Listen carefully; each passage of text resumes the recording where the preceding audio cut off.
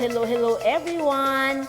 Nakita niyo na muli ang ating little teacup. Ibig sabihin, welcome to 20%, ang programang puno ng puso para sa mga seniors at kahit hindi pa senior. And for this afternoon, tayo ay binless ng Panginoon na makasama walang iba kung hindi si Susana D. Reyes. At siya ang sasama sa atin sa pag-inom ng ating mainit na tsaa.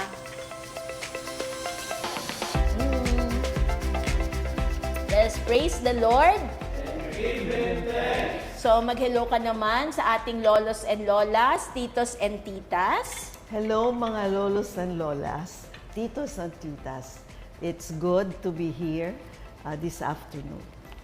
So marami tayong pag-uusapan. Alam niyo na, sa buong month ng August, tinatry natin makomplete yung Nutri-Life for seniors. So hindi lang Nutri-Life for many ang sinabi specifically for seniors.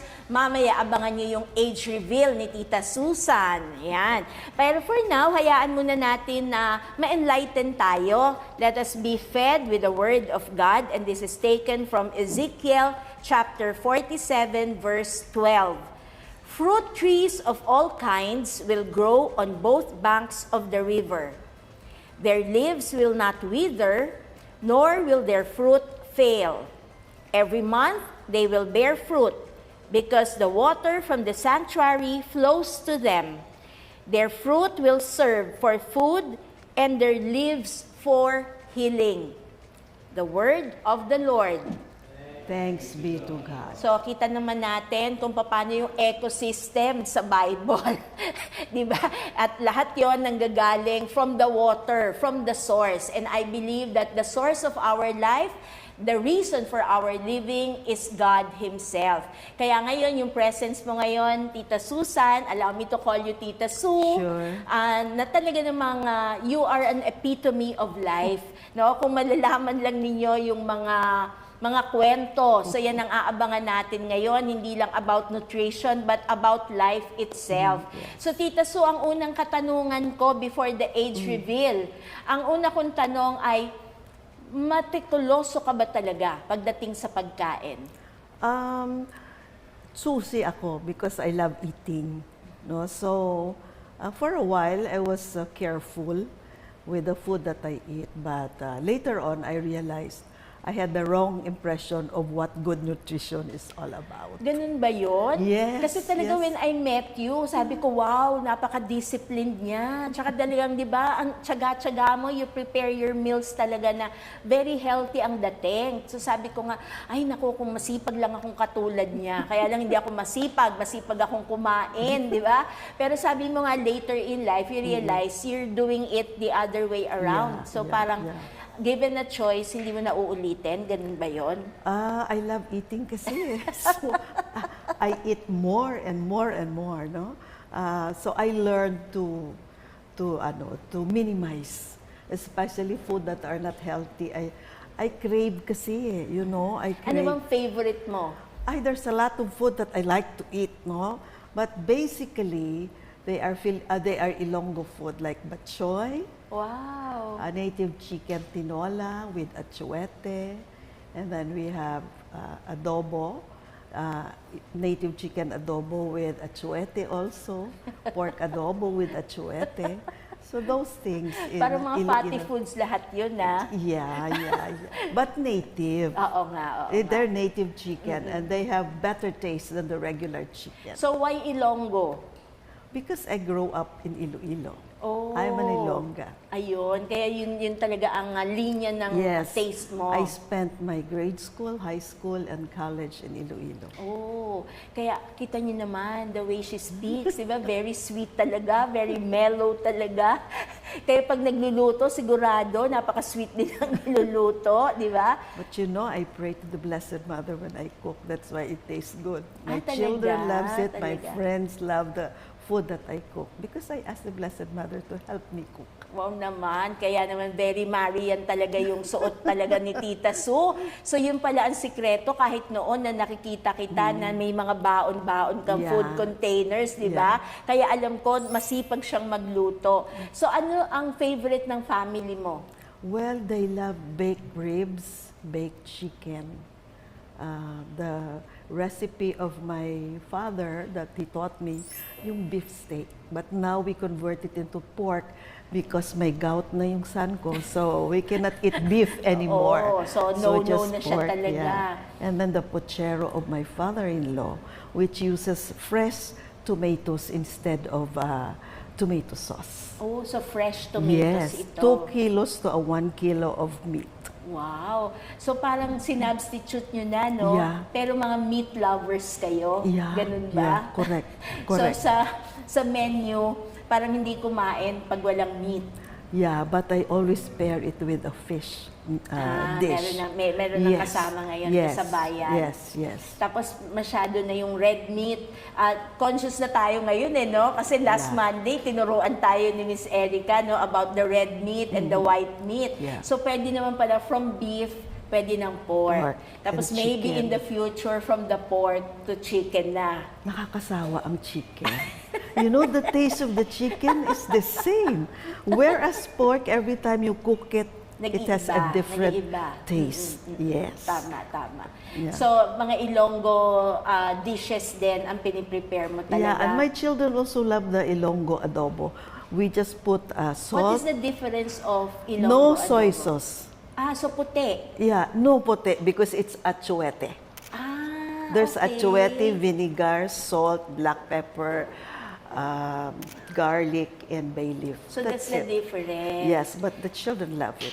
And the achuete, no? Parang Yeah. kanina pa automatic sa'yo. Yeah. Laging addendo mo yung achuete. Because basic sa Ilonggo dishes But ang how do you achuete. prepare the achuete? Is it the old-fashioned way or the modern way? No, I buy it from Iloilo, the seeds. Grabe naman to. Talagang straight from Iloilo pa. Yeah, I buy it. Because Alam the ng one lolos- here are not good. Alam ng lolos and lolas yan what we're talking about. Kasi yung mga bata ngayon, Yeah. yung prepared na achuete. Yeah, I know. Tayo, yung time ko po, From yung ang scratch assignment ako. ko sa kitchen. Uh-huh. Yung seeds, Yeah. tapos lalagyan pa ng salt, tapos igaganon-ganon, di ba? Yun ang assignment ko sa kitchen. Kaya ang question ko nung narinig ko yung achuete, ano kaya, old-fashioned way o yung bago na? Ngayon kasi, sabi nung cook namin, ano po yan? Achuete, hindi mo alam. Ay, hindi po ganyan kasi binubuhos na lang ngayon yung achuete. No. Prepared na. Samantalang ikaw, Powdered yun eh. That's all the way powdered. pa from Yes. Iloilo I buy it. talaga. Oo. Grabe. Even our sotanghon soup has achuete. Oh, and the batchoy also? No, the batchoy has none. Wala, It's wala. clear. Okay. So yan so ngayon naman nagkaka-idea ho tayo paano yung Nutri-Life no ng Ilongga naman. Kasi yun ang sinasabi niya. Tapos may sinabi kang beef steak. Yeah. What is the difference of your beef steak? May bistek Tagalog kasi eh. Yeah, it was my father who taught me. So it's all mixed soy sauce with calamansi and sugar. So no onions? After. so When you medyo cook fresh it, pa yung yung onions. the remaining sauce, you put onions there and then put it on top of the meat with the sauce. So I'm very happy to listen to you. Just listening to you, nagugutom na ako. Kaya kailangan, lolos and lolas, this is a continuity ha. Buong August, nag-aaral tayo ng Nutri-Life. So ibig sabihin yung kinakain natin is to prolong our life. Kaya i-apply natin ngayon yung masasarap na dishes ni Tita Sue, pero huwag kalimutan yung natutunan na 4 quadrants, no? Ng, Yeah. ano yan, sinabi niya, plato, pinggang Pinoy, di ba? So, kahit yun, kainin natin lahat, o at least naka-portion naman siya. naka-portion. Talaga. Regulated. At sa family, meron ka na bang napasa na recipe to your children na sila naman kaya na nilang gawin? Yes, baked chicken. Wow! Anong special sa baked chicken mo? It's really simple. It's just salt and pepper, and then I put lemon, and then bake it in olive oil. Oo naman, ang mahal naman, olive oil. Because since I got sick, the oil that I have to use is olive oil. Oh, So it's okay. always the base of my baking. Okay, I do tanyo? more baking than frying, Okay. but olive oil. So you have to listen, lolos and lolas, titos and titas. There's a reason why. So it's not because it's so social Yeah. that the baked chicken is made of olive oil, but there has a reason behind. So purpose, yan ang yeah. aalamin natin. Yeah. So walang aalis, pagpapatuloy natin ang ating programa with Tita Sue. We'll be right back.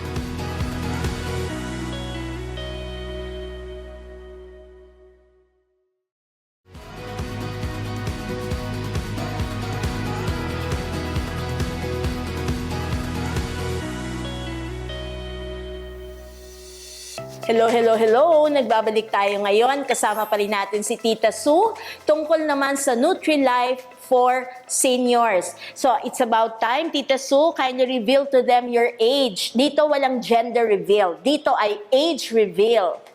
I'm 74 years old. Wow, let us praise the Lord. So imagine at that age, it doesn't look like that age. O, di ba? It is when you look young. Alam niyo, nung na-meet ko siya many years ago, hindi naman siya na tumanda, no? Ganyan na siya every time we will see each other by accident. Alam ko nang si Tita Sue yun kasi she looks good all the time. Kaya very happy ako na maging guest ka kasi NutriLife for seniors. When we met, hindi ka pa senior, hindi ka pa aged noon. Pero look where you are now, kahit yan yung age, pero beautiful as ever. So, ilan na ang grandchildren? I At have ikaw ba 4. ay isang lola na nang i-spoil ng mga grandchildren? I have 4 grandchildren, 3 boys and 1 girl. Wow, No, may I don't princess. spoil them as much as possible. I try to be fair to them. Whatever is the need of the one apo, it depends, no? It depends on their personality. Paano yun? Only girl. Hindi ba nai-spoil ang only No, girl? no. Ah, The talaga? parents are able to discipline her well. Oh. So, nandito lahat sila sa Philippines? Yes, yes. So, na-enjoy mo talaga Yes, sila? and we live each other near Ortigas Center and Capitolio. So, talagang nagkikita-kita all the time? We have our Sunday lunch. Wow. That's our family day. So, you dine out or you still prepare food for them? I cook for them. Wow naman! Ang sarap namang lola! Grabe! Kasi mas madali na ngayon, more convenient, di ba, to dine out. But for you, dahil nandyan ka, you still cook for them. Yeah, but if there are occasions like birthdays, then we dine out. Mhm. But if it's a regular Because Sunday, I cook. so nakakainggit, no, lolos and lolas. Kasi minsan yung lolo and lola gusto magluto. Wala namang kakain ng niluluto. But with you, okay na okay. Kasi you prepare the food and merong mag-e-enjoy nung pagkain. Pagka ganun ho kasi, di ba, nakaka-prolong ng buhay, no? Being with your children and your grandchildren, bonding time talaga. Yes. At dahil nakakapag-bond ba kayo, may we ask this serious question. Yes. Siyempre, they have a life of their own already. Yes, correct. Pero as the matriarch of the family, Yes. may mga do's and don'ts ka ba? May mga reminders ka ba sa kanila so that these far, are non-negotiables? I thank God that they all got married. No live-in. They Okay. all married before they stay together. When they were young, we tried to discipline them about food.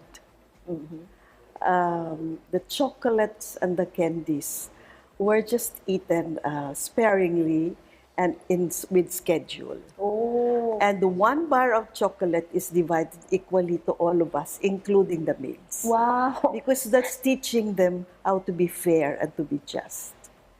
And then we taught them magic words of thank you, excuse me, please, I'm sorry.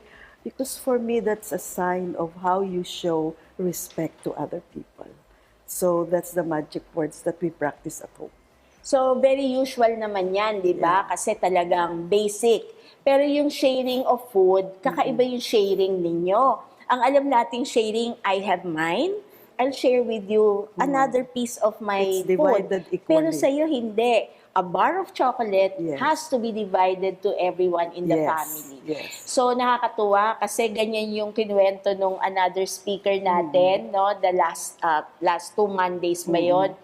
Na para yung isang pack, it has to be shared by the lolos and lolas. Kasi yung 1 serving, good for 1 person lang, and the other serving, dapat sinishare. Pero ito, you started it off young. Yes. So, pag-consume nila, kung doon nang titignan natin the food consumption, doon pa lang, na-discipline na.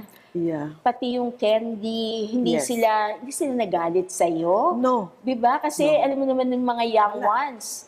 The candies we don't buy. We only get it through parties and through gifts from other people. But they have to eat it sparingly, and they know that. And that's why when they have their teeth chains. Buo lahat ng ngipin nila. Wow. No That's decay. the secret. Yes. Let us praise the Lord. Yes. So, totoo yan. Kasi Yes. alam mo, Tita Su, yung tatlong pamangkin ko, lahat doktor yan. Yes. Pero, pag kino-compare namin at nag-dental visitation na yung Oo. tatlo, yung bunso ang pinakamaraming kailangang Tooth i-restore. decay. Bakit? Kasi out of the three, siya yung pinakamahilig sa candies. So, siya yung wala ng sharing na candy. So, ngayon, ito ay mga do's and don'ts, mga non-negotiables talaga. Pero gusto ko pa sana itanong yung mga family traditions, no? Meron bang mga family traditions na gusto mo maipasa at maituloy talaga ng mga anak at apo? Well, one of the things that I require them is every meal when we're together, we should have a prayer. And the youngest apo will lead the prayer. Oh, so hindi naman yan yung babae. No, the girl is the eldest. Baliktad pala. Yes. So we pray. So nakakatuwa. Nakakaya niyo pa ba na sabay-sabay magsimba on Sundays? I know, because they have different schedules. So, Basta ang mealtime na, Mealtime lunch na, lang. dyan na Yes. tayo mag-gather Yes. together. Yes. So kanina ho nabanggit ni Tita Su yung tungkol sa chicken, di ba? Bakit naman na iba? Na dati ba, olive oil na ba talaga ang recipe mo dati? O change mo lang yan? It's changed when I got sick of cancer. Everything will have to be prescribed by my doctor what to use. So specific lahat yun. So it's been olive oil. So any brand of the olive oil? No, I May chose specific. it because there are olive oil that are not really real Oo olive nga oil. eh. When Is you there a put way it in to check? when you put them in the fridge, they solidify. Oh, Olive oil is not supposed to solidify. Okay. Lolos and lolas ha, pwede natin i-check. Kasi kung gusto Yeah. na mag-start ng healthy lifestyle, akala nila healthy, di ba? Yeah. So the way to check it, put it in the fridge. Yeah. Pag nagsebo, Yeah. out. Ibig sabihin, hindi yan talagang olive oil. So yun ang way of checking natin. In terms of taste, syempre talaga masarap pag olive oil. Oh yeah, yeah. Na-notice ba ng mga anak mo na nagpalit ka na ng recipe? Changing yung oil kasi ang pinaka-base They now nun eh. also use olive oil. Mhm. My daughter is using olive oil too. So all in the family na yan. Yeah. So pwede bang sa susunod natin ha, Tita Su, pwede mo ba ikwento sa amin yung healing journey mo? Oh, And sure. how the food helped, no? Yeah. Paano, Very important. how you dealt with it, no? But I'm sure, syempre, nakakagulat naman yan. At what age? At what age were you diagnosed with a big C? 54. That's 2005. Okay, so that's 21 years ago? Yes. 21 years Yes. ago, and you're Yes. still alive? Yes. Let us praise the Lord. And give Him thanks. So ano po ang... Short of a miracle. Sa pagbabalik natin ha, pero pwede mo ba sabihin sa amin what particular cancer? I was diagnosed with colon cancer stage 3. My God, stage 3 talaga. Yeah. And that was in 2005. Yes. A long time ago. Yeah. But until now, very much alive and kicking. By the grace of God. So, ano yan no? Does it run in the family? Meron ba?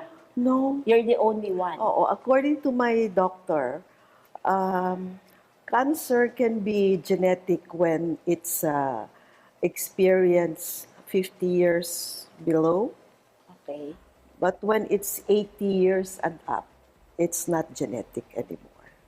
So, nasabi ba anong factors contributed to your Well, sickness? for me, I discovered it was really stress. Because during those times, I had a lot of challenges. I faced a lot of challenges, not only for my family, but especially for my parents, my siblings. And I was the solver of the problem because my two older brothers were in the US. So I'm next in line. So I had to handle all of the So, family lahat ng matters. burden nasa iyo Yes, talaga. yes. So, you can clearly state that cancer is always stress-related. Oh, yes. Exactly. That's So yun daw, really the cause. sabi nila Tita Sue, yung cancer cells daw, ang vitamins niya, stress. Yeah. And sugar. Ay, They pati love sugar. sugar. Naku, kasama pala ang sugar. That's why I have to limit food with sugar. Naku. Because that is the best friend of cancer. So dalawang S pala ang BFF ng cancer, Yeah. sugar and stress. So huwag kayong aalis, magbabalik tayo and we will learn more from Tita Sue. We'll be right back.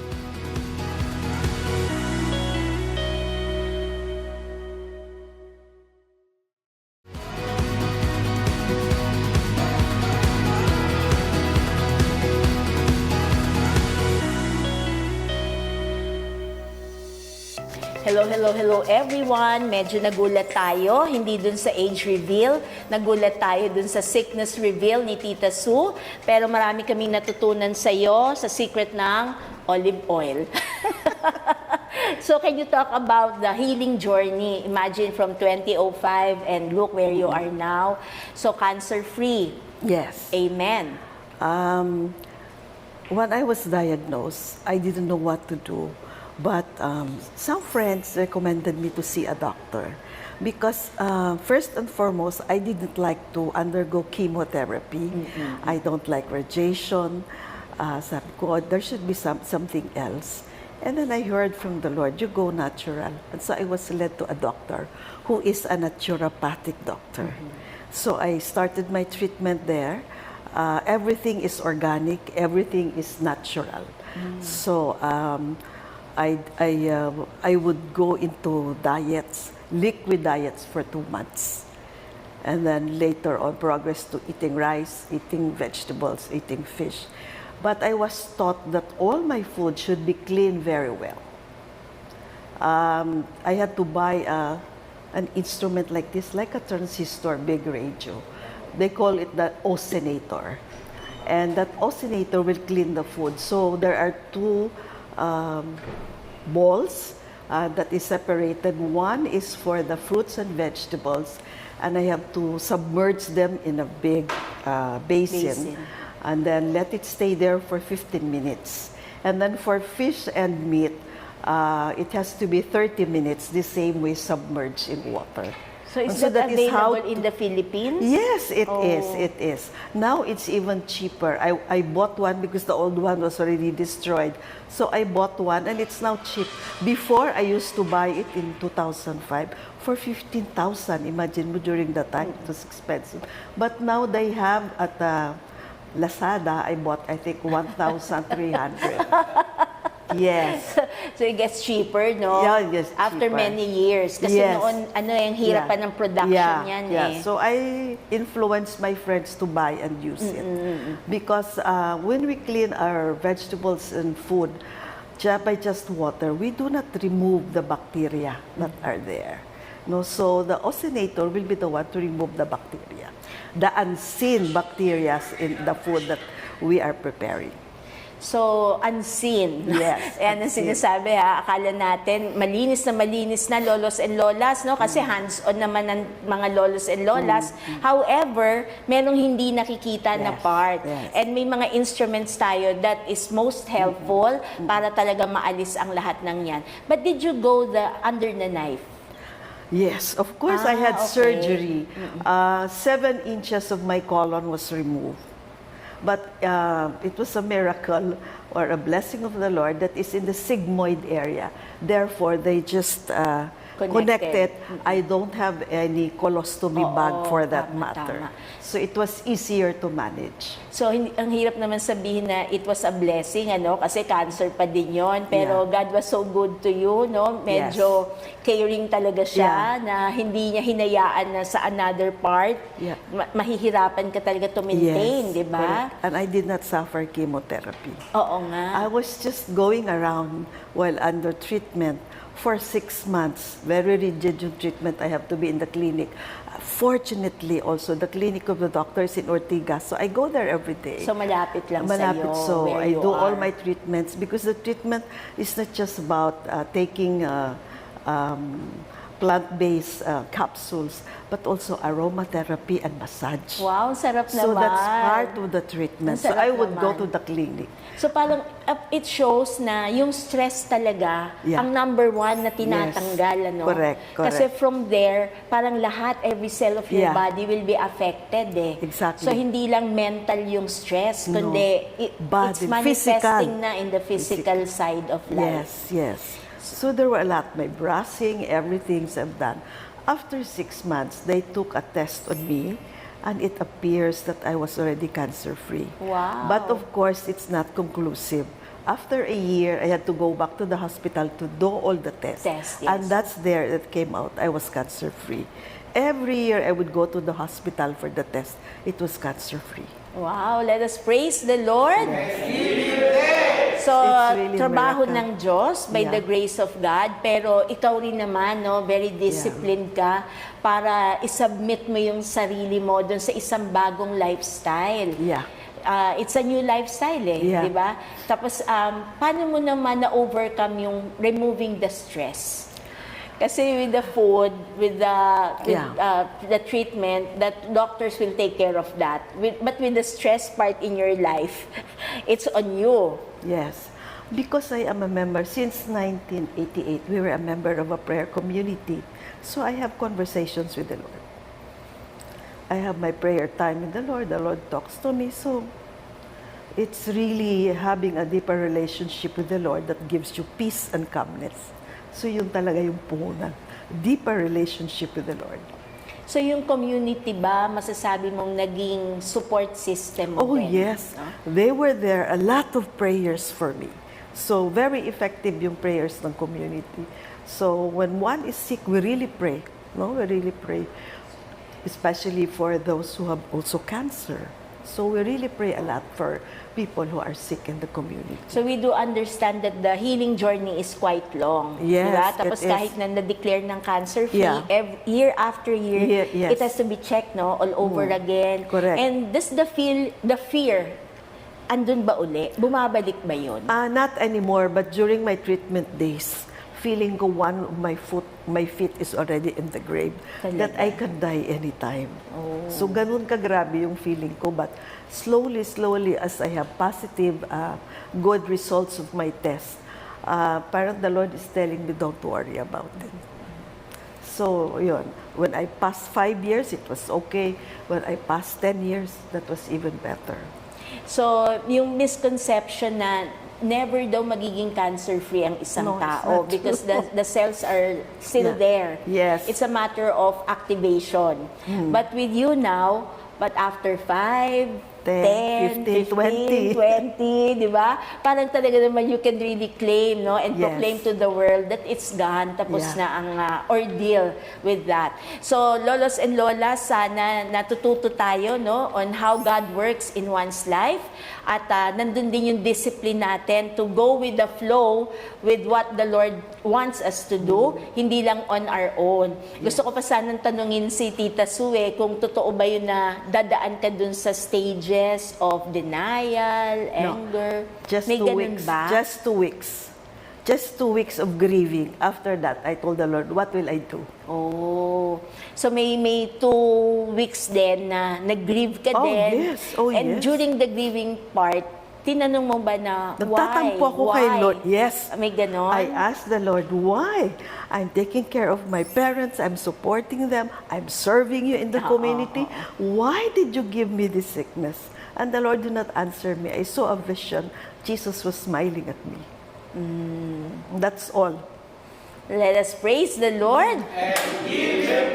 So, sana Tita Sue, mag-continue tayo sa ating kwentuhan because this is truly a Pentecost for us. Oh, yes. Napakaganda nung story natin. So, I hope that next Monday you can still be with us to inspire our lolos and lolas sa ibang klase naman ng journey, no? Ng kanyang faith journey and family journey. So, for now, she'll be leading us in prayer. Okay.